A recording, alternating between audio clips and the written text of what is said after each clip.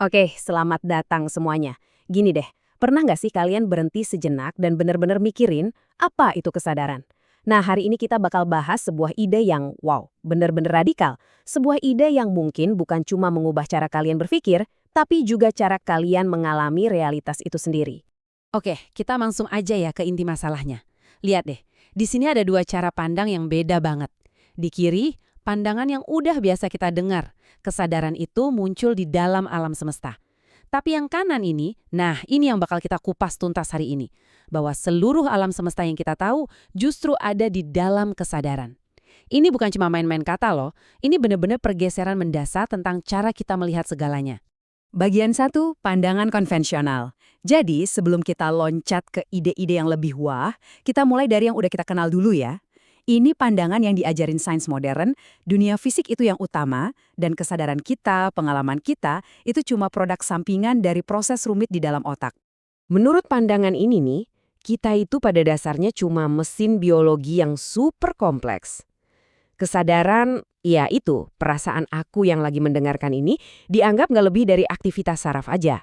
Percikan listrik dan kimia di otak kita. Anggap aja ini titik awal kita ya, pondasi umum sebelum kita gali lebih dalam lagi. Oke, sekarang masuk ke bagian 2, pertanyaan mendasar. Tapi coba deh kita renungin bener-bener. Pandangan materialistis tadi, kok kayaknya mulai bikin kita bertanya-tanya ya? Nah, disinilah titik baliknya. Saat kita mulai mempertanyakan asumsi paling dasar kita. Apa sih sebetulnya hubungan antara diri kita dan kesadaran yang mengalami semuanya? Dan ini dia pertanyaan utamanya, apakah kesadaran itu cuma salah satu fungsi tubuh kita, kayak napas atau pencernaan gitu? Atau, dan nah ini ide besarnya, jangan-jangan kesadaran itu justru panggungnya. Ruang tempat seluruh realitas kita, dari mulai lihat warna sampai ngerasain cinta, terjadi. Yuk kita selidiki bareng-bareng. Masuk ke bagian 3, ruang pengalaman.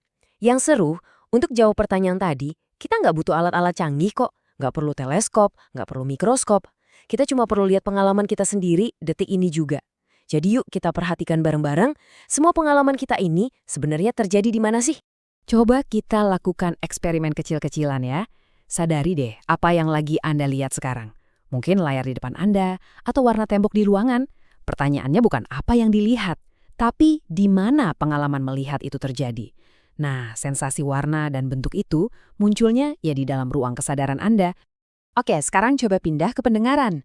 Dengerin deh suara-suara di sekitar. Mungkin ada suara dari luar atau malah suara hening di ruangan. Pengalaman mendengar itu munculnya di mana? Yap, muncul di ruang kesadaran yang sama persis dengan apa yang tadi kita lihat. Gimana dengan dunia batin kita? Pikiran, perasaan. Coba perhatiin pikiran yang lagi lewat di kepala sekarang. Atau emosi apapun yang mungkin lagi dirasain. Sama aja kayak pemandangan dan suara. Semua itu juga datang dan pergi di dalam satu bidang kesadaran yang sama. Jadi, ini dia kesimpulannya. Sederhana banget kan? Seluruh dunia yang kita kenal, semua yang kita lihat, dengar, pikirkan, rasakan, semuanya cuma bisa dialami lewat dan di dalam kesadaran. Kalau nggak ada kesadaran, ya nggak ada dunia yang bisa dialami. Titik. Kesadaran itu syarat utamanya. Ada satu metafora yang keren banget buat bantu kita ngerti ini. Bayangin kesadaran itu kayak langit yang luas, terbuka. Terus semua pengalaman kita, pikiran, perasaan, sensasi, itu kayak awan yang lewat. Awan kan selalu berubah, datang dan pergi, ya kan? Tapi langitnya, tempat awan itu ada, tetap aja sama, nggak keganggu sama sekali. Nah, jadi ruang kesadaran ini tuh sebenarnya kayak gimana sih? Ini nih bagian yang bikin penasaran. Kita nggak bisa ngegambarin dia kayak benda lain. Dia nggak punya warna, soalnya dia itu yang tahu soal warna. Dia nggak punya bentuk atau ukuran, karena dia yang jadi wadah semua bentuk dan ukuran. Intinya, dia itu panggungnya, bukan aktor yang lagi main di panggung. Jadi, kita sampai ke sebuah definisi yang beda nih. Kesadaran itu bukan sesuatu yang kita punya, kayak kita punya otak. Justru sebaliknya, kesadaran itu adalah siapa diri kita ini sebenarnya. Ruang tak terlihat dan tak berbentuk yang bikin semua pengalaman kita jadi mungkin. Oke, bagian 4. Dunia sebagai gerakan sadar. Nah, kalau kita terima ide bahwa kesadaran itu fondasinya, terus apa dong artinya buat cara kita mandang dunia di sekitar kita? Gimana perspektif ini mengubah hidup kita sehari-hari? Dengan pemahaman ini, tembok antara aku di dalam dan dunia di luar itu mulai runtuh.